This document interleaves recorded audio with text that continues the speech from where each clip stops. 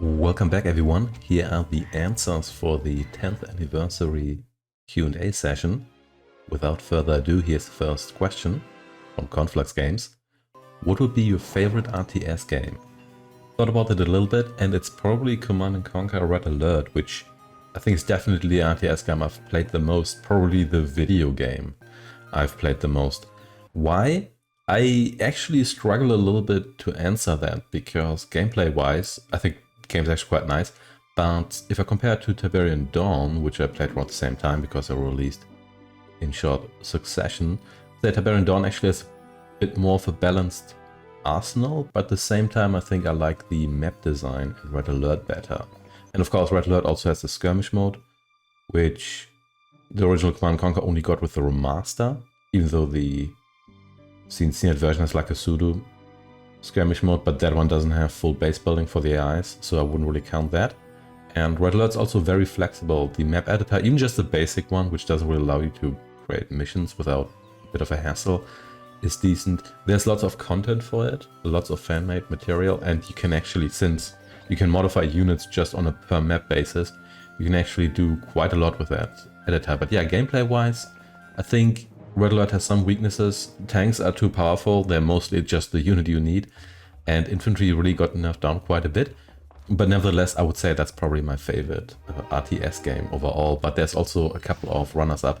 One of them is Command & Conquer Generals, which I think still remains somewhat unique. It's quite janky and probably the worst looking Command & Conquer game, because it's a somewhat early 3D RTS game, and to be honest, I would even say that Emperor Battle for Dune has aged a bit better due to its style. But yeah, in Generals, there's just so much to love about it, and the jank is actually part of that. Like the, at times, pretty outrageous physics, they're pretty fun. The game is very much a product of its time. It's a very like post 9/11 game, and there aren't really that many games in that style. Even other games that are like Generals, like Act of War. Act of War takes itself a lot more serious, and it's a bit more of a like a techno thriller novel as a game. And Generals doesn't really do that. Generals really is quite unique. It's very much part of its time, and it does show. And I don't think a game like that would be made again. Not necessarily because there's too much like anthrax in it or whatever, but because I think the spirit of the time has kind of passed. And I think if someone were to make a game similar to that, it would probably be similar in gameplay, but maybe not in this specific style. There's also a third game, Accent Allies, like the 2004 version, the RTS game, not the turn-based game. And that one mainly because it's fairly unique. It has a lot of aspects that you find more in turn-based games, such as like a logistics system. And it's not fully unique in that regard. There's other games such as Rise of Nations that have something similar, but nevertheless, Accent Allies, it has a lot of systems such as having groups of units, having supply lines, having units being attached to HQs, having an economy where you basically generate various resources with your structures, but they generate like differing amounts of resources depending on what you build. So none of that is unique, but the mix that Accent Allies had, or has, it still exists, is actually quite unique. And I would say that combined with World War II setting, with World War II being a genre that's extremely common, but not actually having that many base building RTS games, I would say that makes that a fairly special game for me personally, even though I would still put the Command & Conquer games above it. Next we have two closely related questions by Fine Wine version 5.0. My question is, if you were to design an RTS game, how would it be?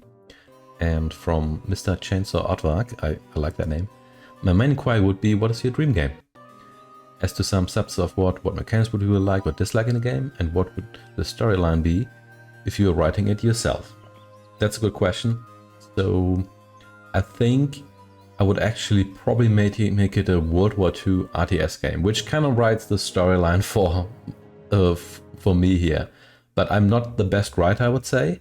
And if I were to write the plot for an RTS game, it would probably end up being somewhat derivative, which I guess is also already the case for a lot of professional RTS games. But yeah, What would I like that game to be?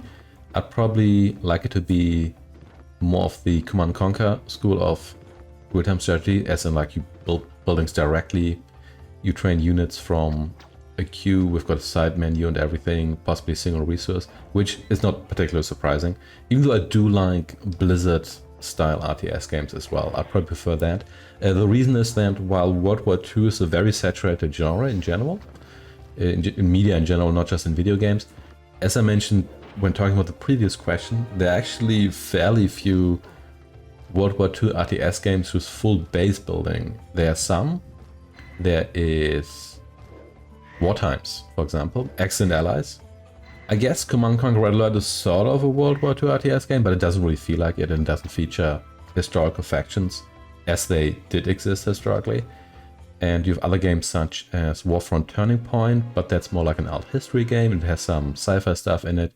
So you really don't have that many World War II base building real-time strategy games. Most of them are actually real-time tactics, such as like Sudden Strike or Blitzkrieg. So in that game, what I would like is Command & Conquer-esque base building. Depending on the scope of the game, since I'm designing a hypothetical game here, I guess I can just pile on as much stuff as I like. It would probably be easiest to focus on the European theater first, with faction then being, of course, like Britain, France, Soviet Union, United States, and Germany. Possibly, depending on how wide the scope would be, Italy as well, a smaller Axis power, or maybe have something like sub-factions for Germany's smaller allies in Eastern Europe, or possibly the Soviet Union's later allies in Eastern Europe. And I think what would be most interesting for me about that is that you could introduce a couple of modes. Of course, it could be a straightforward campaign, just a historical campaign. You could also have an alternative historical campaign, especially for the Axis powers. But there's a lot of scenarios you can throw into World War II that are kind of interesting that didn't happen. For example, you could have something like a joint Japanese-German attack on the Soviet Union. You could have Operation Unthinkable, which was planned but never executed, as in a war between the Soviets as well as the Western Allies immediately after Germany's defeat. You could have something like a full alliance between Germany and the Soviet Union, which would then be an uphill battle for the Allies, of course. And you could also add the Pacific theater to that as like an expansion pack, again, if I were to design this just in my head here. And mechanically, I think, but I'm going back to modes actually, I'm getting ahead of myself here. And of course, you could also have something like World Conquest mode, similar to the one in Exiles and Allies, or possibly in Can't Wrath, where you place either the Allied forces or the Axis forces and have to take over the globe. That would be an obvious choice. I'm not sure I wanted something like the logistics system in Exiles and Allies. I do like that, but I'm not sure you should take that onto a Westwood style RTS game. But what I think would be good, so one of the problems with games like this is that a lot of the equipment that the forces had were historically somewhat comparable, because there's just certain equipment everybody used and also certain designs that make sense, which is also a bit of an issue with modern style RTS games, where the main battle tanks, sure, they do differ between nations, but they're not radically different, because there's just certain designs that make sense, like a certain size of tank that you probably want to have. You don't want these oversized German World War II super tanks, because they just didn't work all that well at the end of the day.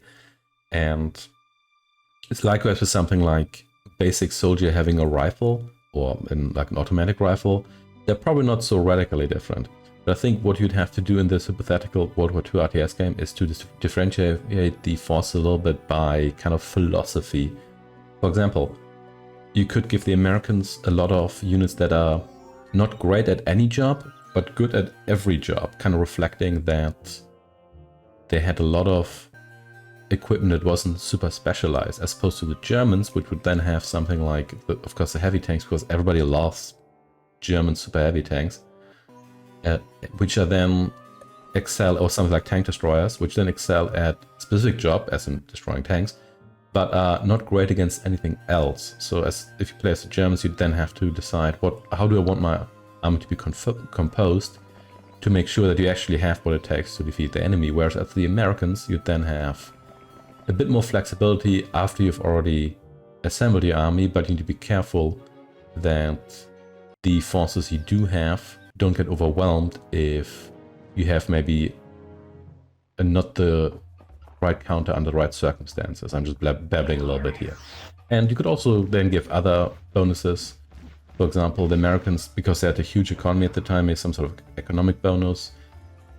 Britain and the United States maybe should focus on the Air Force. The Soviet Union obviously on ground forces, maybe on infantry. That's a bit cliche, but it's also a fact the Soviet Union did not have like the largest air force, and their focus was on ground operations. If Japan were to be included, they'd probably not have particularly heavy vehicles, because even though they were used in the Pacific theater, Japan maybe used more like tankettes and lighter tanks, and possibly would have access to like superior naval combats included. Then the United States and Japan would probably be the foremost naval powers. Lots of different ways to balance the game there. Naval combat always makes things a little bit difficult, because you've probably seen that or at least heard about it in games such as Age of Empires 2, that once you rule the water, it's kind of difficult to change that.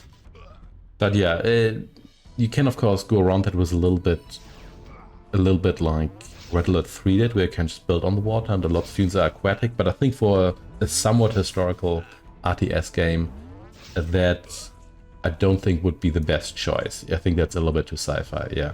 But yeah, I think what would be fun for me as someone who mainly plays single player, like a story campaign, alternative story campaigns, you could do a lot of like interesting scenarios as well, where it's maybe not alternative history, but you can kind of play as both sides. Let's say you can play a winter war and you play as the Finns and you have to hold out so long that eventually the Soviets give up entirely. Or maybe if you play as the Soviets, if you perform exceptionally well, you don't just take territories from Finland, but you actually manage to take out the Finnish army and turn Finland into a Soviet client state. Because the Soviets did have a Finnish government waiting in Leningrad for that case. So I think there's a lot of things you could do there, and because it's a historical scenario that we're talking about, we love to speculate about that as humans, and it's something that everybody can relate to in a certain way, because they're not abstract factions, and that makes the thing a little bit more relatable. And yeah, to once, if I had an infinite budget and just a great team of designers, I'd probably expand the game more than that. You could add factions such as Italy, which is generally not present in a lot of World War II games. Maybe France, even though it was kicked out early in the war. Of course, China, that would be interesting, also because the Pacific land theater really does not get a whole lot of focus in many games, even though the Second Sino-Japanese War was quite significant and also had huge losses, so that was not a small theater. Yeah, that's probably what I would do if I had the budget and could just design the game. And I would, of course, mechanically would be a bit more Command & Conquer-like. You'd probably have, let's say, maybe something like mines that you could harvest. You could add oil to the equation, maybe as a second resource, which would divert from the formula a little bit, but I think I wouldn't mind that. And maybe have like a small upgrade system. Not a major tree, but I think what I would prefer instead, again, because I love single player, is maybe a meta progression throughout the campaign where you give a certain focus. Where you can maybe also like design your army around a little bit. Let's say, if you play as the Soviets, do you want to go full human wave? Do you want really affordable infantry, or maybe really tough infantry? Yes, can do it. And if you want to get really fancy, you can give Germany really unrealistic weapons that didn't really work all that well, but everybody loves those as well, especially military fiction writers. They love that. But yeah, I think that might be quite fun to do, and that's definitely a game I would like to play. I'm not sure everybody would like a game like that. I think some people might prefer something a bit more sci-fi related, maybe a bit more abstract, also a bit more original, to be honest. Which I wouldn't either, but yeah, I think that would be my answer to that. So, not much of storyline here, but I think writing-wise, you could still inject a little bit of fresh blood in there by having like alternative historical scenarios. I think that would be interesting. Next, a question from SB Plankton, 1999. What was your first RTS game since your childhood? That is a good question. I can't give you a precise answer, but I can name you the first two, namely Warcraft, Orcs and Humans, and Dune 2, none of which I owned at the time or could play at home, but I did play them at other places. I played Warcraft 1 at a friend's place. Do you remember that? I'm not sure that was the first game. I may have played Dune 2 before that, but I definitely have stronger memories of the original Warcraft because it just looked so cool. You could see units die and then the skeletons would decay. There were magic spells. You could summon scorpions. And the game just looked so neat. It had like these little bridges that looked really cute, like the gold mines. The units had so much personality, or still have, you can still play this game. You could click on them multiple times and they would make funny comments. So even though that game hasn't aged particularly well mechanically, the remaster, as ugly as upscaling looks, is actually a lot more accessible in that regard. I do remember that game quite a bit, and that made like a strong impression on me. And I may have played Dune 2 before that, but maybe I actually didn't. I'm not entirely sure. But yeah, those two are the first RTS games I played.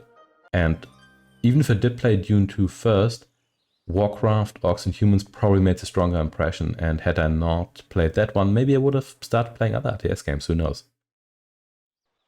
Next, which RTS games do you play in multiplayer? I don't really play many RTS games in multiplayer. I'm just a single player person. That's what I enjoy the most. I enjoy campaigns. I enjoy the way single player differs from multiplayer, that you don't have to, well, you don't have to follow a specific build order in a lot of RTS games, but it's probably advisable. In single player, a lot of units are viable that would just be kind of useless in multiplayer. It's less hectic, but I do play games in multiplayer occasionally. Of course, there's co-op, but I wouldn't really count that. But with friends, we used to have LAN parties when I was studying. We'd play a lot of Age of Empires 2 in generals, mostly because those would run on basically everyone's laptop, and everybody kind of knew those. And none of us was particularly great at the game, so it was all very casual. We'd pick factions that are probably not viable in multiplayer if you're too competitive. In Age of Empires 2, nobody really remembered what all the bonuses did and everything, so we just kind of winged it. We would do comp stomp, we'd play against one another, we'd also occasionally do a mix of both, where you get like an AI to help you out a little bit. And those were probably the games we played the most. I did play other games in multiplayer as well. I did play all the Command & Conquer games in multiplayer to a certain degree, but not particularly long. Also because when I was younger, we initially didn't have internet, and when we did have internet, then I didn't have it on my computer specifically. But I played a multiplayer mainly at a friend's place. We did play the World Conquest mode for Tiberian Sun Red Alert 2 at one point. Not particularly often, so I don't remember much of that. And as I said before, I didn't have the ability to do that at home at my computer, so my access was limited. And I do have some fond memories of that. But that's also because it was all very casual, and some of it might also just because it was fun to do it with a friend. And not necessarily because I enjoyed the games all that much, and also because none of us really understood how the games really work. Like, we're not using meta strategies, people were not just Humvee rushing when playing Tiberian Dawn. And later on, I didn't really play that many games in multiplayer, also because I didn't really have that many people to play them in multiplayer with. And of course there's competitive multiplayer you can play online, but the issue with that is often that, apart from not enjoying it all that much in general, that if you then join communities that have been playing a certain game for like 10 years, then you often get stomped as a newcomer. Also remember, I think I played Supreme Ruler sometime around like 2011 or 12 for a bit. That was then 4 or 5 years after the game came out, and the multiplayer community felt incredibly toxic. And this is not an attack on the community, this is just saying the people I specifically interacted with were super toxic at the time, so it may have been that I just got unlucky there. Do you have siblings, and did you play games with them? I do have siblings, but they don't really play video games all that much. We have played some games together, for example Day of the Tentacle or Monkey Island, so adventure games. But yeah, they don't really play video games all that much. And they don't play strategy games. Have you tried games that aren't in the strategy genre? Yes, I do. It's still my favorite genre, but I'd also like adventure games, like point-and-click adventures. I did play those a lot when I was younger, especially because they would run on weaker computers, because a lot of them don't have real-time elements, or at least not in the sense that they have time-sensitive stuff. So those games were often easy to run even on weaker systems. And if the frames dropped a little bit, it matters a lot less than it would with a, let's say, first-person shooter or a real-time strategy game. So I have played a couple of those on the channel, but not that many, mainly because playing an adventure game, like an adventure puzzle game, can often result in you just sitting there for half an hour trying to figure out like one puzzle, and that's not particularly engaging. And I've played some games that I solved before, so it was a little bit easier and I remembered most of the puzzles, but I think that's still not the most interesting genre to watch. And I prefer strategy games overall. Also like other genres, like platformers, like 2D platformers specifically. Not the biggest fan of 3D platformers, as well as first-person shooters occasionally. And I've played a couple of those on the channel as well, but strategy remains my favorite genre. Command & Conquer has its 30th anniversary. What would you do? Yeah, well, if I was in charge, I think the answer is pretty obvious. We need the Tiberian Sun remaster. Now I know that the source code for Tiberian Sun may be lost, which is gonna make the whole thing a lot more difficult. And I know everybody wants a Red Alert 2 and the Generals remaster, but those came later, so those should be remastered later. So I'd go just in release order. Actually, no, that's not true. Soul Survivor remaster first, but after the Soul Survivor remaster, I think it would be Tiberian Sun. I think Tiberian Sun is also a game that would benefit the most from a remaster, and to be honest, I'd be tempted to maybe have a classic mode and then have a mode that's a bit more reworked. Because as much as I like the remasters of Tiberian Dawn and Red Alert, I think games like Age of Empires 2 really benefit from having changed quite a bit over the years, because with Age of Empires 2 we got the original release, then patches, the first expansion pack, more patches, the HD remaster, more patches, and then more expansion packs as well, and then the HD version and yet more patches and expansion packs. So the game feels very different from what it used to feel. I did play the original release version, Age of Empires 2, a while ago, and it does feel very different from the HD version. I think Tiberian Sun is the game that would benefit the most from a remaster almost. Maybe Generals actually, but Tiberian Sun as well. The reason being that as much as I like it, I think the atmosphere is very good. It has a lot of awkwardness. You have an arsenal that's just kind of weird, and a lot of units are not useful. Like obviously the Titan rules supreme, but even then there's just so many units that even by RTS standards are just not that great. You have the Grenadiers or the Discworth that are very explosive, even though I think they're actually somewhat useful. You've got the Wolverine that doesn't really do a whole lot. It's just kind of slow and it's just way worse than the not buggy. You have the MLRS, which is just not really good against anything.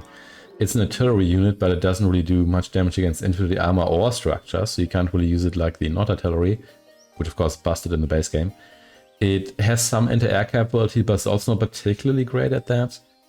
And you have units like as a stealth tank. So stealth tank is stealth, but you can use it to infiltrate the base, but then it can't really do anything because, again, it's not particularly strong. So even if you have like 5 stealth tanks in the enemy base and you attack one of their structures, you can maybe take out like a barracks before you get discovered and destroyed. And there's just a whole bunch of units like that in Tiberian Sun. I think it could really use some rebalancing. Now, I'm aware that that might also upset how the campaign works, but I think would maybe be neat to have like a classic mode which preserves the original campaign balance, and then have a like an upgraded mode, whatever you want to call it, where things are changed up a little bit, which is maybe a bit more suitable for multiplayer, where some units are actually useful that aren't just the Titan. And as much as I love the Titan spam, it would be neat if you could actually use something that's just not the Titan, and or maybe the Disintegrator. And the Disruptor, yes, sorry, my bad. Which is also a bit awkward because you can't use that unit in combination with any other unit because it's going to destroy your own units. Unless it's always at the front line, which is not going to be because it's too slow. So yeah, lots of awkwardness there that could be fixed. It's also, of course, the Command & Conquer game with the Hunter Seeker, which I could swear always hits like a silo when I use it and hits my construction yard when the I use it. And that's a bit strange as well. As well, there's like stuff that's dummied out, such as the orbital drop, even though it's fully implemented. And you also have other things such as a lot of maps being extremely small and you being able to complete in like 3 missions. So I'm not sure you could fix all of that, because reworking entire maps is maybe a bit too much. But yeah, I think overall I would say Terrain Sun Remastered that is what should be done. And of course, release all the source codes, just all of them. Just do it. But again, that's just what I would like to happen. I'm not saying that's what EA is going to do. The next question is from Andre Feliace81, which I may have mispronounced. Apologies for that. I would like to ask whether you've ever heard of an obscure Brazilian RTS game called Outlive, Robots vs. Genetics. It's a fairly solid game with some interesting mechanics. I thought I hadn't. So this game here is very much a post-StarCraft 1 game. It looks quite similar to StarCraft with regard to its like interface and general design. So close it might actually be legally actionable. And I thought I hadn't heard about this game, but I was actually mixing it up with Atrox, which is a Korean RTS game, which is also a StarCraft 1 clone basically. So I don't think I've played Outlive, but I've definitely seen it, because I remember a while ago I was once looking at Atrox and then thought I could have sworn this was Brazilian and not Korean, but I was probably thinking about Outlive. So yeah, I've definitely seen Outlive, but I've not played it. So I should probably check it out. I'll put it on the list. I know the list is very long. There's lots of games I want to get to, but yeah, we'll have to see. But yeah, it does look interesting. And it's always nice to see games coming out from countries that don't develop like a ton of games, especially games that aren't released internationally. And I always find that kind of interesting, because they often have like some quirks. There's like designs that can be explained by the game coming from a certain place or another, like the overall attitude towards certain genres is a little bit different. We've seen it with all the Korean RTS games I've covered as well. I always think that's interesting. Yeah, thank you for reminding me of Outlive. I'll have to check it out again. Will I play it? I hope so, but there's just so many games I want to play. I can't promise I'll get to it in the near future, but I'll try. And next, a few questions from Brother of Nord, CNC. Why did you start making YouTube videos? What made you decide to do it? So I do enjoy watching YouTube videos. I mainly watch them kind of on the side, on the background, basically like radio, where if I have something to do that doesn't require a whole lot of mental bandwidth, I just put something on my second monitor, or maybe if I'm doing something else, if it's a video that doesn't require you to actually watch the video, if it's more like podcast-like, then I might put it on while I'm doing something else like cooking or ironing, and just watch them on the side. And the reason why I did start making YouTube videos myself is because I want to cover the RTS games that I love, especially Command & Conquer and Excellent Allies. At the time, the first 2 games I covered, alongside with some Dune games. Also because I want to share my thoughts on them. And that has shifted over the years a little bit. I still cover games I want to see. I cover mods I'd like to have covered. And I also want to cover some games that haven't really been covered fully by other people, because I think they deserve some attention. There's all those Korean RTS games. There is games such as Counterblow, which is also Korean, so I'm not sure why I said that separately. There's a bunch of other games such as like War Times. And a lot of these games, there's occasionally some gameplay online. There's sometimes an incomplete playthrough. Occasionally there's none with commentary. And so I think a lot of these games deserve more attention, and I can understand that not everybody wants to play those games. Some of them are quite old and they're a little bit tough to get running, or possibly to just even play because the mechanics are a little bit outdated.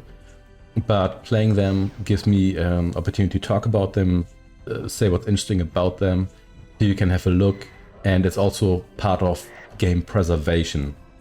Obviously it's most important that the games themselves will be preserved, that the files remain accessible in one form or another, but I think it's also neat to just have the gameplay, especially with games such as Actor Europa, which I played last year, like the German-only RTS game, which never got a global release, so that already makes it a bit more obscure. It is very difficult to run smoothly, because it really only runs well under Windows 95 and 98. Even under 2000 it already gave me some trouble.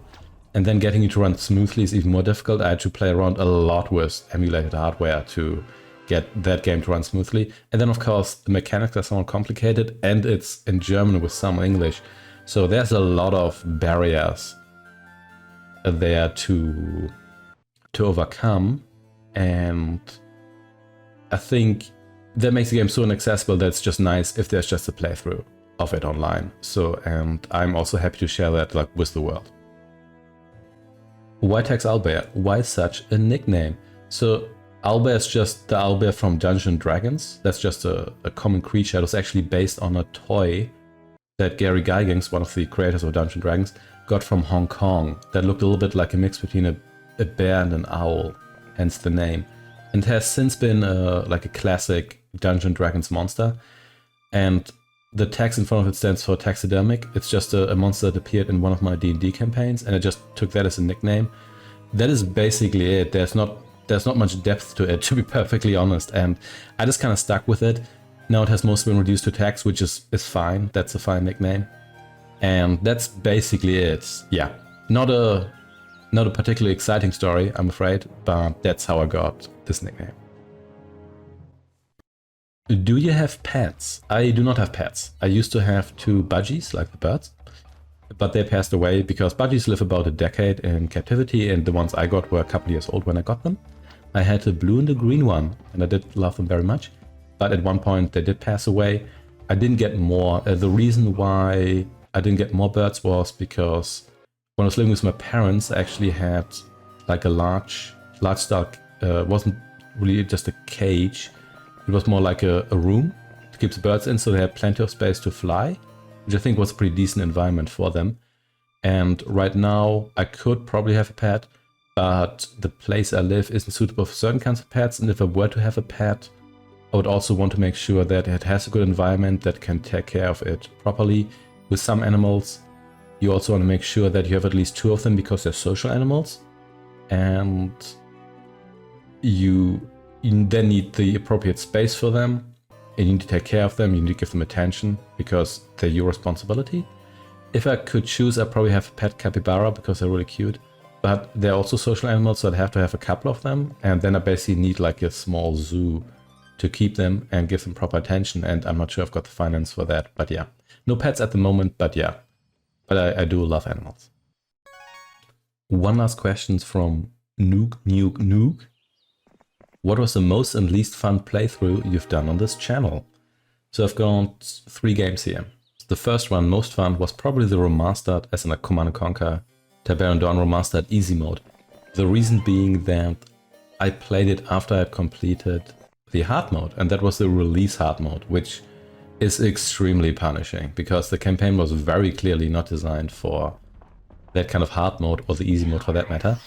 And as a result, the games become increasingly punishing as the campaigns go along, especially the not campaign, because your units just feel very feeble, and you just need so much stuff on your side to beat units the AI has, for example, on the original hard mode, not the patch one, which is a bit better in my opinion. The not light tank is basically equivalent to the GI medium tank. If the light tank gets the first shot off, then it will actually destroy the medium tank. If it doesn't, the medium tank's gonna survive with like 5% of its hit points. And so it basically turns the balance upside down in certain ways as well. Like some units such as flame units become less effective because they don't really counter anymore. And some units become extremely weak because they weren't particularly strong in the first place, something like the hammer, which barely counters infantry to begin with. And now that it's weakened by the hard mode and the enemy units are buffed, it then basically becomes useless for anything but scouting. However, once I played through that mode, playing through the easy mode or the casual mode, felt very rewarding, and I don't think I would have enjoyed it as much if I hadn't completed hard mode, but after completing hard mode, it basically felt like a new game plus. And it's just so fun because there's a bunch of missions where you're supposed to build a base, but your units are so powerful, you can just complete the objective without building any new units, or you can just deploy your MCV, build a couple of infantry, and then with your starting budget, and then without actually going for Tiberium, you can just roll over the enemy no problem. Some units break completely, some missions break completely. For example, the 6th mission for GI Havoc, your transport is actually so powerful you can just fly into the enemy base, You still have to watch out for some SAM sites, but you can just like ignore half the map. The same goes for the mission where you have to evacuate Möbius. The initial transport actually survives because it's so tough now. You can complete the mission in like 10 seconds. And it's also fun to see when the enemy, let's say, attacks one of your mammoth tanks, like the hard mode mammoth tanks, with something like light tanks or buggies. The mammoth tank can eat like 10 light tanks, and it's still only at half health. It's just very fun, but I think it's mainly fun because I'd already completed the game on hard mode, and then it kind of felt like something I'd properly earned. But if you prefer casual mode, it's fine, I don't mind. It's a difficulty setting, I can ignore it if I don't want to, for all that I care. Include an invincibility mode, it doesn't affect me. If people would like to enjoy the game that way, that's cool. Now for the least fun playthrough is probably Gvangate the Great or the Forgotten Land, which is another Korean RTS game. So this one here is very much a Dune 2 clone, but because its development was delayed, it only came out in 1995. Basically, when Tiberian Dawn and Warcraft 2 are already around the corner, which made this game look incredibly dated. In case you haven't seen any footage of that game, it's a game that takes place in historical Korea during the Three Kingdoms period, like the Korean Three Kingdoms period, not the Chinese one. And you play as one of the rulers to conquer the rest of Korea. It's pretty straightforward. You collect resources from resource piles, you build units, you have like what you basically expect, like spearmen, archers, cavalry, and you also have a bunch of war machines that are a little bit like tanks, they're basically vehicles. You have catapults, you've got like a flame wagon and whatnot, all of which have some basis in reality, even though they probably didn't pump them out like you do in that game. And so the game has a bunch of problems to make it kind of a not so fun playthrough. So the game was interesting to see because it wasn't released internationally, but the problems were basically that the game's very slow. You can only select and command one unit at a time, like in Dune 2, which was completely outdated at the time even. Even Warcraft 1 already allowed you to select up to 4 units. And there's also a couple other problems. There's barely any base building because all you really need to do is build... There's no power plants or so, no radar. Actually, you have a radar map, but there's no radar building. They could have done like maybe something like a lookout tower, who knows. And you just built your supply stash. And then you build some wagons that collect resources, and then your workshop, which builds your vehicles, and that's it. You don't need anything else. You need like 2 or 3 buildings, and you have your headquarters already. Defending your base is not particularly difficult because you have towers that have an absolutely outrageous range and are quite powerful. You've got those arrow towers. Once you build like 3 or 4 of those, the AI cannot defeat you, not even in the final mission, really. And then you have to go on the offensive. And so the problem here is that the AI is fairly passive, which is bad for 2 reasons. Passive AI means that defending isn't so fun because it's too easy, and because the AI is piling up units in its base, attacking is an absolute pain. So your units are slow, you can only control one at a time. They can only see 1 tile into the shroud, which means if you get attacked from the shroud, which happens at times, you cannot fight back at all. There are some maps with towers and walls you cannot destroy. So, and I don't think I have to explain why indestructible base defenses are not fun, especially if they outrange all your units. There's like one mission I remember where you have to go through like a canyon. You cannot defeat the base defenses, and so you just lose half your forces every time you go through, and it's just demoralizing and not fun at all. There's one mission I actually believe is impossible. So the game follows Dune 2 very closely, not very quickly. So it also it sends you to various maps depending on how the campaign goes. So you finish mission 1, you might be sent to mission 2A or 2B, which is random. And there's one mission, I think it's mission 7 or 8 in the campaign. There's only one campaign. I could continue because there's a B variant, but I think the A variant is so difficult that I think it can't be completed. So what I did is I raided all the resources from the rest of the map. There's an enemy fortress you have to conquer. It only has 1 access, 1 access point. There's a gauntlet of towers, and what I did is I built the maximum amount of units I could. There's not really a pop limit, but there's like an engine limit. And then I sent them through the gauntlet, and they were all destroyed. That was just the first line of defense, and I could not surmount it with any units. And since there's so little space, you can't really amass more units. Well, you can amass more units, but they also all just get destroyed. And I would say if I had maybe failed at a later point, I would have said maybe need better strategy. But since if you can overcome the first set of defenses with like basically any amount of units you build, it's like a tower defense game. Once you set up a certain amount of towers, you cannot be defeated, basically. And that is really awkward design. And overall, the game is it's an old game, and it was outdated when it came out. I still sort of like the game for what it is, but gameplay-wise, it was just absolutely grueling to play through. It's so slow, it's so frustrating. It's just not a particularly fun game, unfortunately. So those were the most and least fun games. I have another one that's kind of in between. That's Actor Europa. I mentioned that a couple times here already. That one's interesting because it's difficult to run. It's at times difficult to play. It has like huge difficulty spike about the third through its campaign, and then becomes a lot easier. And that was quite fun to do because it was a lot of it was basically a technical challenge to get it running properly. I extracted all the FMVs it has, and I translated them, put subtitles on them, which was quite a bit of work, but I wanted to make them more accessible like that. There was kind of a mix between. At times it was very frustrating, at times it was a lot of fun. But yeah, that concludes this question and the FAQ. Thank you very much, everyone, for all your support and all the wishes. And here's to another 10 years. Take care and goodbye.